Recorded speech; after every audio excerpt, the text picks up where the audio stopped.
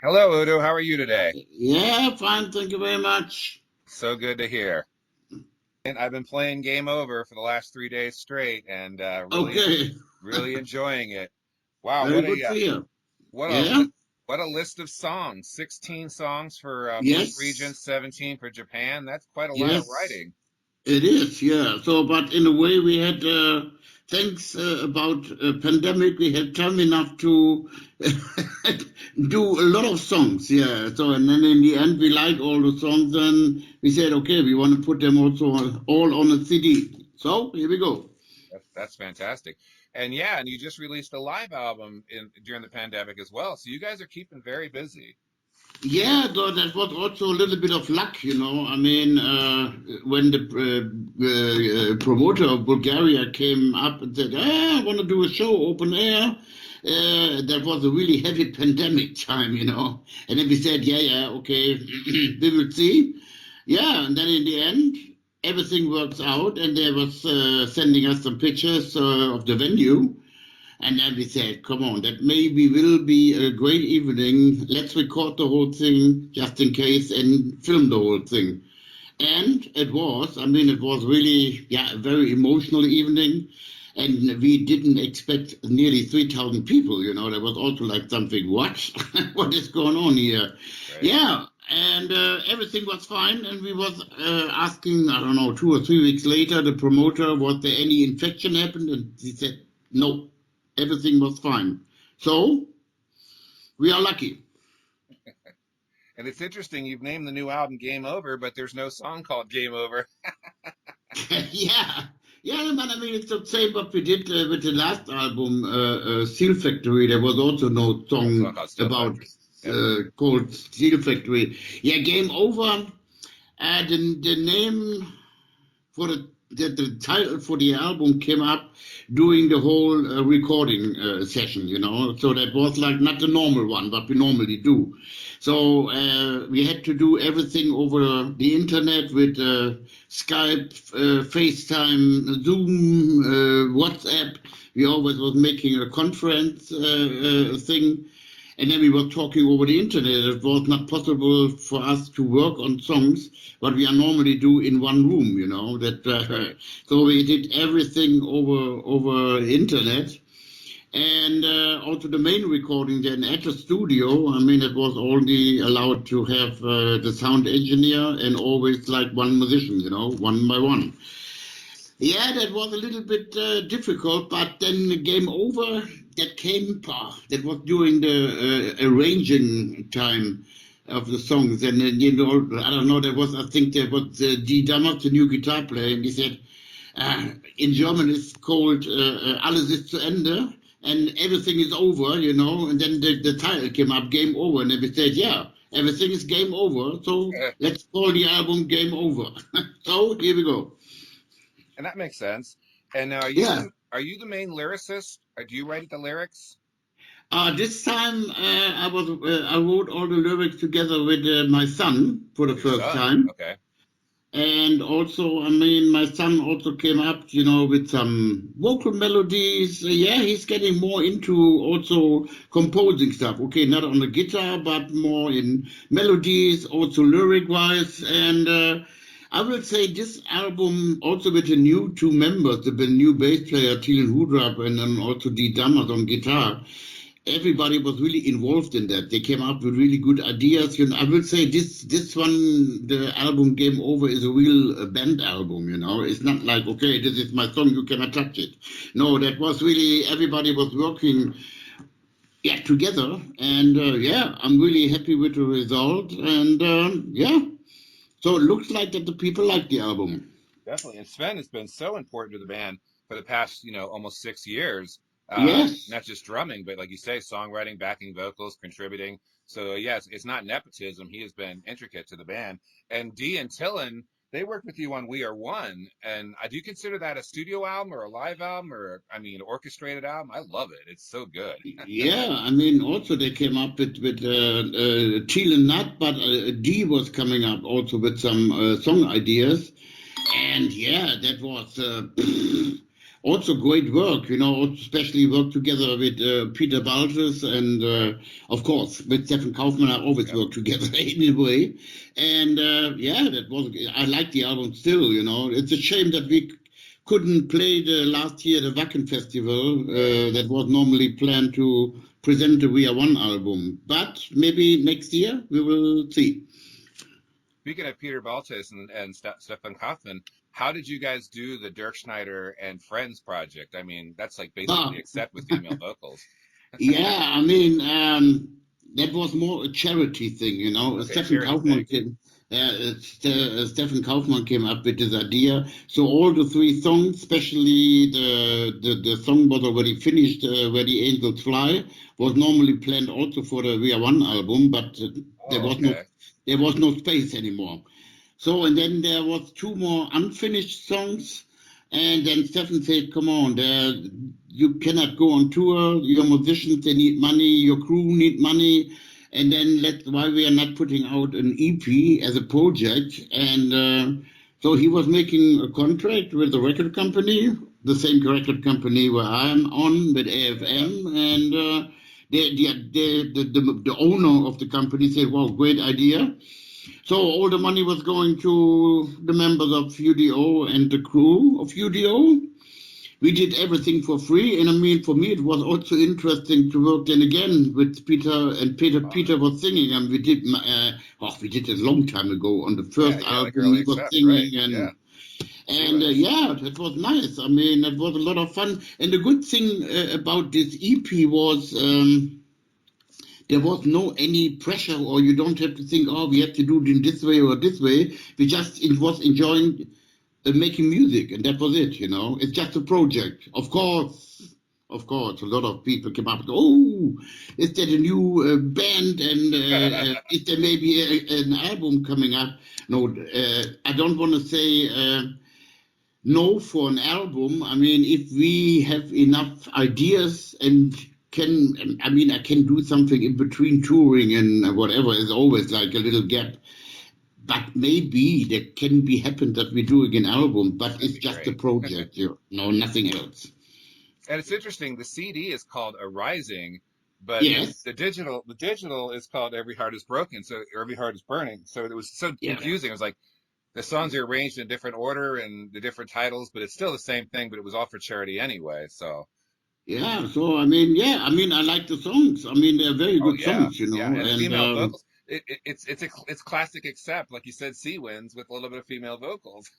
Yeah, in a way, of course, it's classic. Of course, it's no wonder having Stefan Kaufmann, having Peter Baltus, and myself. I mean, of course, it's Accept touch. Yeah, that's for sure.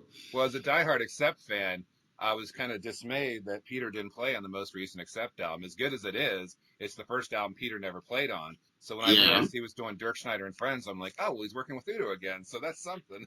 Yeah, of course, a lot of people were thinking, what is this now? He's working with Udo again. But, there's a long story behind everything, But I think... I don't want to talk about this. I know all the reasons why he left Accept and so on and on. Yeah. No, I talked to Wolf about it. But I think one day Peter will do an interview about all this whole story, And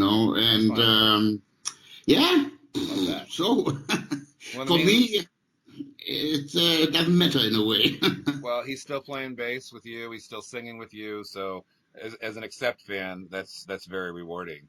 Now on the album, I've teased you before, way back, but you do like to use the word midnight a lot in songs, whether it's Midnight Mover or Midnight Stranger or Wrong Side of Midnight or Midnight Highway. You tend to love the word midnight. Yeah, there's always something going on midnight, Seems like it's the wrong side of midnight. And this one, the Midnight Stranger, there's a reference to Superman. What's going on with that? It's in a way a little bit ironic, the whole thing, Of course, on one, and the main meaning is he's a stranger lost in something. You know, he doesn't know where to go, what's going on. Yeah, like a stranger in strange He land, feels right? like a stranger. And then the joke is in a way, maybe you're Superman, you are Superman. No, this is a little bit ironic, but it's but the main meaning of it is that he feels like a stranger. You know, he doesn't know Right. really what he wants, what he's doing, what's going on. Right. And it doesn't sound like any of the other songs like Midnight Mover or Wrong Side of Midnight. My No, favorite no, song no. on the new album is Like a Beast, which has the phone call when a stranger calls. But God, the musicianship on that song is just ripping. So, Yeah, like a beast. The main idea came from Andrei Smirnov, okay. and the story is like, I don't know. Is it the same word also in English as stalking? When somebody's Yeah, stalking stalking, you, right. Yeah, yeah. yeah, and you know who it is. You know, most of the Night time, you Prowler. know, Yeah. girls. You know, and they pick up the phone, and then somebody's on the phone, and they, hello. Who are you? Where are you? You know, this is like the story like this, that you never know who's behind you, what's going on. You Yeah, know, like a that's horror. the We're going into story. Halloween, so it's like a horror theme, like when a stranger calls or the midnight. Yeah, Yeah, something like that. the Night Stalker. Now, the lyrics of Kids and Guns is very evocative, kind of like Guns Are Us, but Kids and Guns has, I guess, is that inspired by what goes on in Northern Africa, and Yes, yeah, a yeah, lot of the kids are being kidnapped from their yes, tribes, and yes, then yes. yeah, it's so tragic. That is the stuff, you know. Also stuff what happened also in Europe, what happened in Norway, you know. Also what happened on schools in America. We had the same shit here in Germany, and in the main meaning is we are against weapons. So that's the Okay. meaning. And for us, it's better to say to talk to each other than to kill each other. You know, I think that's the best way. Yeah, yeah. Make love, not war. And then Yes. even we are one is such an evocative, powerful message too, because you're basically saying put all aside all our differences. We all bleed red. We are all one. So look for the where we Yeah. unite instead of and that's brilliant, in of itself too. It's so catchy too when you think about it. We are one. It's like yeah, that's a very powerful, Yeah. Of thing in course. I itself. mean, this is also like, you know, the title Game Over, you can use it right now. It's like, you know, all the fire was going on in south of Europe, in California, in Russia. We had this big flood here in Europe, you know, in Belgium, Holland, Oh yeah, Germany, in Germany Italy. over the summer. Yeah. So, and that means also you can use this we are one. And if we are not we are one, and talk to each other and do something against this climate changing, then we have a big game over one day. You know, it's, Well, I think time control seems to have that global warming effect too, talking about yeah, we don't the it's planet we need to appreciate the planet, we need to honor the planet, and oh yeah, so yeah, I also, got a real strong sense of with time control that you were like saying come on, global warming is a reality. Yeah, the floods you guys had in Germany over the summer, the oh yeah, fires in California, the constant weather changes. I mean, oh yeah. it's snowing in San Francisco and it's sunny it's sunny in Minnesota, so it's people need to wake up and realize that climate change is a very strong reality. So, Oh yeah, so but you know, I mean, it makes no sense if they're making a big conference and talking and talking and talking. yeah, Greta Talking is Thunberg. yeah, talking is a do something, you know, Yeah. and not only talking, you know. That yeah, Now, interesting yeah. on Metal Never Dies. Is that a tribute to your 70 years in the metal as a metalhead? You're going on 70. You've been doing it. You go back to the early days of Accept in the late 70s.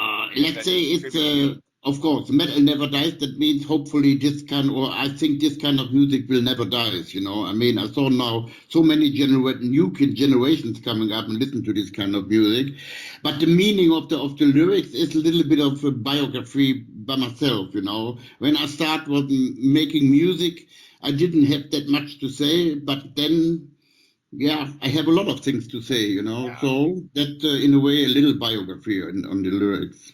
It's hard to believe you're on 17, maybe 18 studio if you count We Are One, going back to the fact that Animal House was just supposed to be a side project when you left Accept back in the late 80s. So yeah, Mm, UDO is yeah. definitely your band, and you have a lot to say. And I was going to ask you, Oh how do yeah. you remember how do you remember after 17 plus studio albums and several EPs and a constant amount of live albums? How do you remember all the lyrics and all the song titles and all the words? It's a lot. Be honest. I mean, I remember a lot of them, but not all of them yet. This is not possible. I Okay. mean, let's say if we make up a set list and then we say maybe okay, we want to play a song maybe we never played or didn't play for a long time, Oh wow. then Okay. definitely I have to go over the lyrics. Yeah, of course. Okay, it's coming back very quickly, but.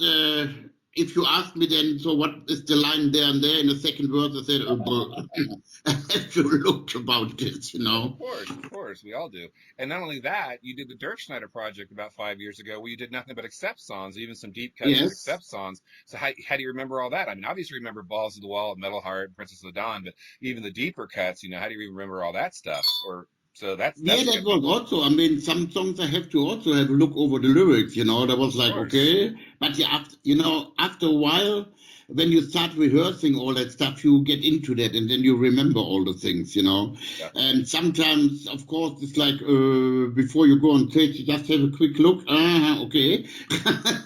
But no, yeah, I mean, that was also in a way easy. But I don't really have any really big problems about lyrics. I mean, I don't know why. I mean, for me, it's like how can I explain it?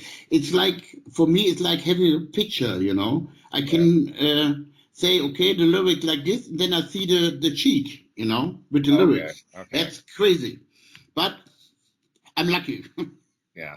And you've preserved your voice for so long. I mean, back in the early 80s, you often got compared to Brian Johnson of AC/DC or even sometimes Bon Scott, Hmm. and even Mark Storace of Crocus, which wasn't fair because I always thought in Accept you had a very unique voice. But with UDO, you definitely got nuance in your vocal style. Even on the new album, you can hear that. How do you preserve your voice after all those years? Because I know you like to smoke. Yeah, okay. Smoke is over for 17 years now, nearly 18 years. But Okay, no more smoking. Good. oh yeah, I was smoking a lot, and yeah, I do nothing. Be Nothing. honest, nothing. I mean, I go on stage without warming up. And also at the studio, I mean, of course, when you start doing the vocals in the studio, the sound engineers have to say, okay, can you make some line? So I have to put the EQ and all that stuff. Right, And right. this is for me the warm up. And then here we go. So I think I'm really lucky with my voice. And also that was like when we was doing the vocals in Stefan Kaufmann's studio. He said to me, I mean, Stefan knows my vocals very well, and he said to me, this voice is a miracle. He said to me, you're singing high, like on the like you did on the Breaker album, and also now the lower range is getting much better. You can do so many different stuff in after all these years. He said this is something completely crazy. This is like he said, you can say you are really, really lucky. Well, that's true. Fear Detector, the opening track, takes you right back to that Breaker, Restless and Wild type vibe, and if you kind of hear that. So Yeah, you heads and rolls. Like, wow, how does he still do that after all these years? yeah, Because lucky, lucky, lucky. a lot of people, if they just casually listen to Accept or even UDO, they say, well, he's just got one range, but that's not true at all. You have definitely got several ranges. Obviously, you've Mm. got it's your voice. And you've always sung with your voice, but you can definitely hear the highs and the lows and the different intonations, and Yeah, you know, of course, of course. I mean, that was always in. I think in the meanwhile, it's not that the people not saying, oh, I hate your voice, but in the earlier days, with accepting also in the beginning of UDO, there was like so a lot of people say, okay, you can love this voice or you hate it. There's nothing in the middle. yeah, probably. So, but I mean, I'm still there and I'm doing this over 40 years. So I what? know. I agree. I've been listening to this stuff since I was a kid, and you've been doing it longer. So, and Oh yeah. that's what's so cool is that you still got the stamina and you still want to get out there and perform live. Like you said, had not been for COVID, you would have done the We Are One at Bakken, and you still perform that. And now that, like you said, Dee Dameron, she's been in the band for about 3 years, and Chillin left Yeah. Paradox, and he left Pestilence to join your band. Have you played live with them yet at all? Oh yeah, I mean we did a long European tour and a Russian tour already. The Okay, all Russian right, tour was okay, the beginning for these two guys, you know. okay, okay. I thought you had. I thought you And had. yeah, that was in 2019. We was touring a Okay, lot yeah, with pre-pandemic. I the thought so. guys. I thought so. You put out a live album like every other year, and I thought, yeah, I think they were on that. Yeah, So, well, that's good. That's good. So they've definitely formed. We're Tillin and D part of the songwriting team, along with Alex. yeah. I mean, of Okay. course. I mean, they was really into that. Also, new album songwriting wise, you know. I mean, they came up with really good ideas. And also, the good thing what I have now around me is like I have a really young band around me. My son is 27, Yep. Dee Yep. Dammers is 28, Yeah, you got Thielen some kids in the band. is 30, and the oldest one after me is Andrei Smirnov. He is 35, but it's Right. not old, for my Right. Right. I know opinion. you.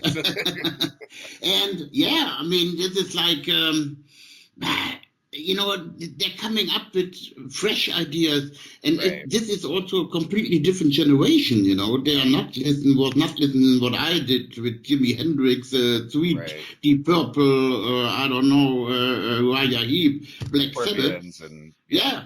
So and they go up with different kind of metal, and it was very interesting for me to work with them on this album. You know, for me it was important, or let's say the other way around. I'm not a guy. I'm not a guy to say, okay, it has to be this direction. This is the way we have to do it like this. No, I'm really open-minded. You know, to listen to all the stuff and say, okay, very interesting. You know, and yeah, and for me, I always, I think I'm right. All the UDO albums I did so far, they're always in a way, let's say, different. Sometimes more heavy, sometimes more melodic. Sometimes folk stuff. Yeah. Always a little bit different, you know, and that's very important also for me. Yeah. You had the Russian folk stuff. You were doing songs in Russian. You were doing Yes, duets yes, with you were doing yes. duets with Doro. You had the kids. On We Want War. So now on Prophecy, that video is a little bit kind of shocking. Yeah. Kind of it has the turn me on accept vibe to it, but a little bit more. Um, it's a great song. It's so catchy, and it's interesting. It's called Prophecy. But what's the inspiration behind that? And the inspiration was I was watching a documentary on hardcore sex in Germany on TV late in the Okay, evening. hardcore sex. Okay, Yeah, and bondage and yeah. then they did an interview with some people, and some people said, yeah, you know, my biggest wish is having hardcore sex and then dying. Okay. And I was like, what? I mean, come on, everybody, okay, can do whatever he wants, but dying? Autoerotic Uh, asphyxiation. yeah, so, and then I don't know why, we came up with these lyrics, you know, and then the video shows exactly what the lyrics mean, you know. It's like, Right. okay, and in the end, he dies. Yeah. So, Does she kill him or does he just die? yeah. Slices him with his own razor. Yeah, with his own razor. Yeah, but it's like, Okay, you sex know, and death. I don't know the people, but in the beginning we was a little bit scared to do this video. You know, it's like, oh, but now I hear only positive stuff. You know, that it always Well, like, yeah, wow, great yeah. video. You know, okay, here we go. Well, and even with Accept, you had the song "Turn Me On" with the lyrics of Yeah, that were pretty little shocking. yeah, that was also quite heavy. Yeah, Yeah. And it's interesting you mentioned, obviously your son being young, but he's actually your son.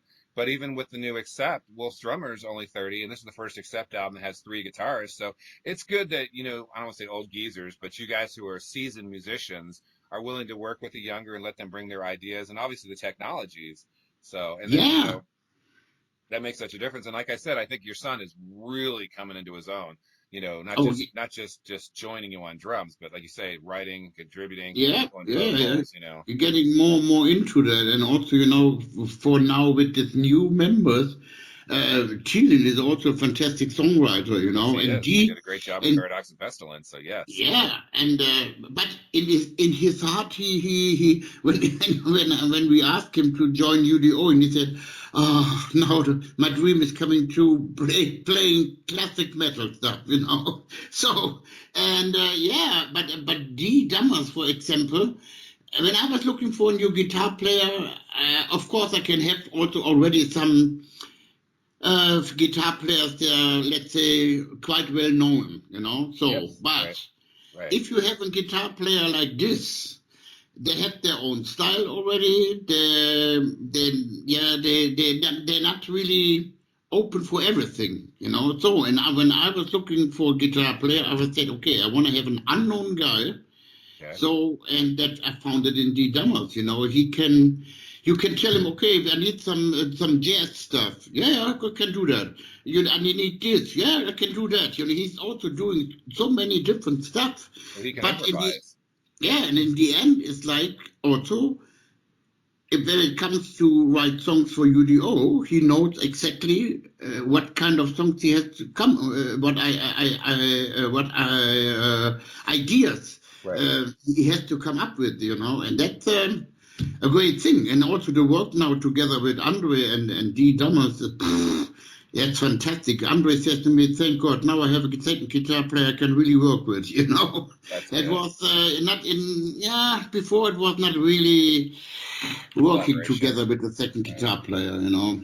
Yeah, that's good that they're in sync. I mean, even you listen to the end of Metal Never Dies, and you start to hear those accept sounds, those like just classic accept songs, like a little bit of metal heart in there, you know, and there's just a little bit. I mean, it's got that accept vibe. So that's good that they have that dynamism that they can work Yeah, together, collaborate, you know, and write together like that, and then work with you as well. Of course, everybody, you know, wants to work with their icons and their heroes. And you have definitely set that precedent for 4 decades now. So, I mean, I'm sure it's an honor to work with you and to play with you and write with you. yeah, of course. But you know, but I'm normally not a rock star or something like that. You know, I mean, I always try to be down to earth, Oh yeah, yeah. try to be as normal as possible, and that's also what the young guys also appreciate about me. You know, in the beginning it was always like, "Oh, this is Udo," but now it's more like, yeah, a really good friendship. You know, and Good. a lot of people said to me, "How you can talk with the young people?" And I said, "Yeah, there's no problem. I think it's a good thing for me." And now I know how young people are talking, you know, and which direction they are thinking and all that stuff. It's very good for me, you know. So Yeah, yeah, definitely to communicate with the, you know, the younger generation and the different technologies they've grown up with, the different music the different genres they've grown up with. That's good for you to be able to do that because it helps you, yeah, you know, step into their, you know, kind of step into their world, get a sense of them. But then ultimately they're still gonna honor you and revere you and venerate you for what you've done for so many years. I mean, your voice is in the metal community. It's synonymous with, you know, your voice with Accept and with UDO that, you know, we just know you. And yeah, you never had the rock star personality. I've never seen you have a rock star personality, but you're no, no, still an icon. You're still an I hate icon. that. I want to thank you for your time, You're welcome. and a new Game Over album is excellent, and I'm Thank you so very glad that, much. you know, you're keeping it going. We appreciate it. Looking forward to seeing you live. Oh yeah, that will be definitely happen next year. That has to be. Okay. Take Thank care. you very much and Auf take care. Wiedersehen. Bye bye. Bye Bye. bye.